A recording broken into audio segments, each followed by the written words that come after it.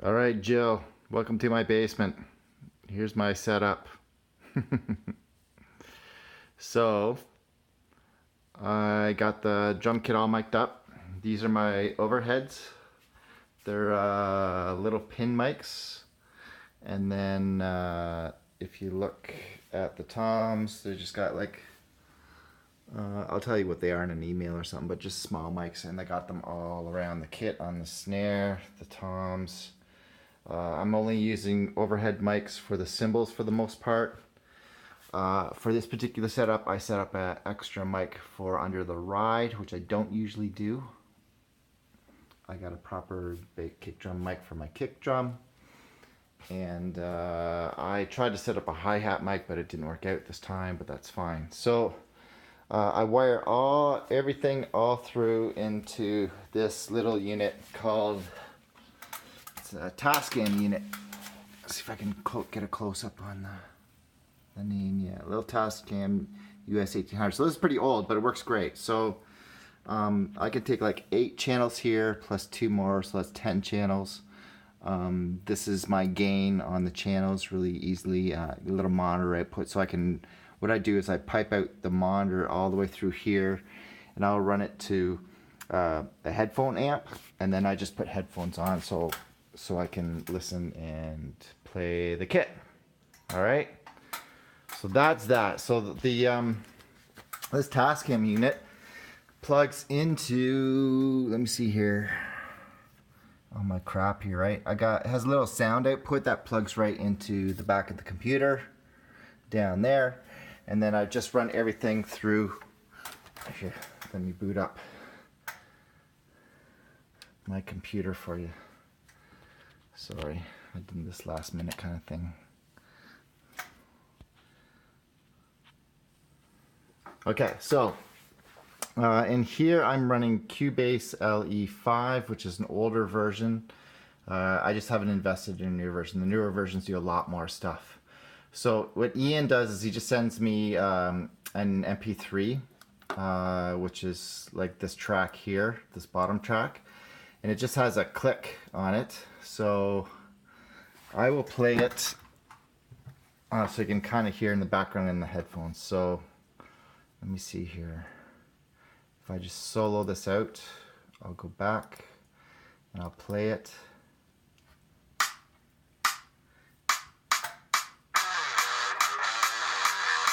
So that's what he sends me. He sends guitar and click. And I go through the whole song from beginning to end. And he has some vocals so I can hear what the chorus is and all that kind of stuff. So he'll send me this, and sometimes he'll send me another track with drums on it just so I can get a feeling for what he wants. But ultimately, this is what I record against. So then, yeah, basically, let me see here. My devices, I'm not sure if you can see this very well. VST, so these are all the different inbound stuff coming in. So it's all like the hi-hat and left and right and all that kind of stuff. Yeah, that was VST connections, right? Yeah. And then it just puts 2 outputs, that's all. And then I set up each track separately and I configure them. Just kind of got to learn how to use the software. But yeah, I configured them to match each track with the inputs and stuff. Right now there's no effects on this whatsoever, but I can put compression and I can put all kinds of stuff.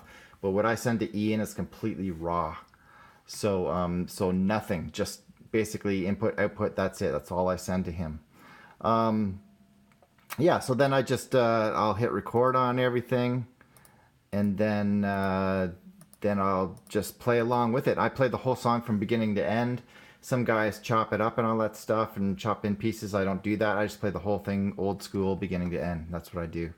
So if I don't mute this, so by the time it's done, you get this.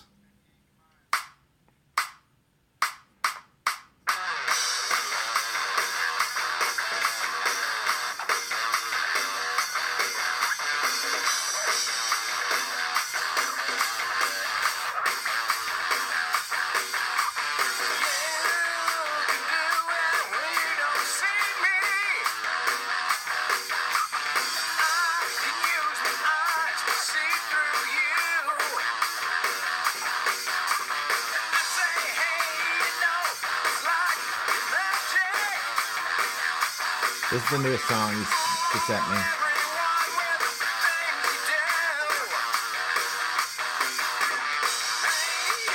Okay, so that's enough of that. So when I'm done the whole thing, I just do, I start exporting. So I export each one of these as a file. So I just kind of go, I'll pull up the mixer so I can play with the mix of what I want. But usually what I do is I just boost everything up, all the individual tracks all the way up, blah, blah, blah. And then I put my output all the way up, make sure it's up high enough. And then what I do is I go File and I say Export. Export and mix down, and then I'll name that specific track, and then I'll export it out. And then what I end up with is in a file directory here, I'll have all the recording stuff, but I'll have my individual WAV files here for all the different mics. So what Ian does is I upload them to Dropbox, and then he brings them down and mixes them down. He loads them into his application with all his stuff, and he'll redo all the vocals and all that kind of stuff. But each one of these is just like you can hear the kick one here, probably.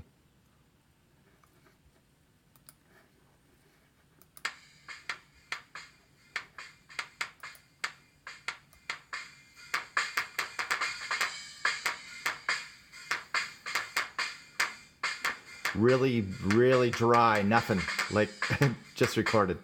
Anyway, so that's what I do, and then so I do that, and then all I do is I copy them up to Dropbox. I'll log into Dropbox.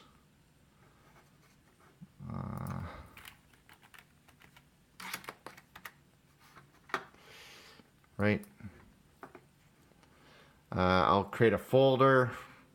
So I don't think so. I upload all the files, and then I share the folder with Ian and Adam, and they download them and do all the mixes and everything that they need to do. So that's it. It's just a Tascam unit with all the cables, microphones as usual, and the stands. And then I just have the computer that I just wire the output of the Tascam unit, and it breaks it all down, and it matches up with Cubase that I use, which you can use other tools too, but. Like Cubase, this one I have has a little fob for security. You'll know if you use it, but really simple, man. All right, cheers.